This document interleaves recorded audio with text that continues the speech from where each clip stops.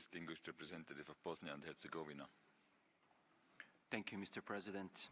Bosnia and Herzegovina appreciates the opportunity at this important meeting to highlight a certain serious violation of human rights that are being perpetrated against the citizens of BiH, which I will call BiH for brevity's sake. International law guarantees BiH citizens, like all people, a fundamental right to democratic self-governance. This important principle is enshrined in, for example, the International Covenant on Civil and Political Rights, the first protocol to European Convention on Human Rights and the UN Charter.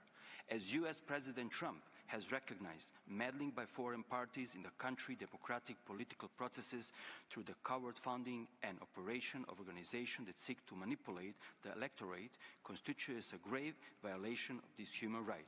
I know that in my country, at least in Republic of Srpska, President Dodik and the other leaders in Banja Luka agrees with the President Trump 100%.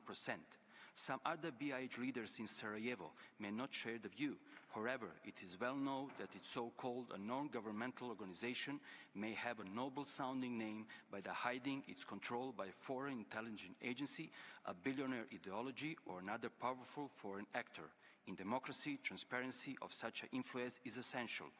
While the meddling of foreign-founded organization in BiH politics is a major human rights concern for my country, there is a far more serious violation of the right of democratic self-government in BiH.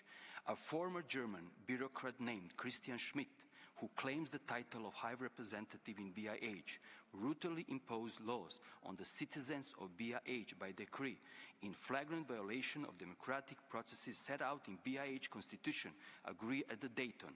Mr. Schmidt claims unrestricted power to rule BiH as accountable to literally no one. He even maintains a strict ban against any court case in BiH that takes issue with his decision in any way. Thank you. I give the floor to the distinguished representative of Uruguay.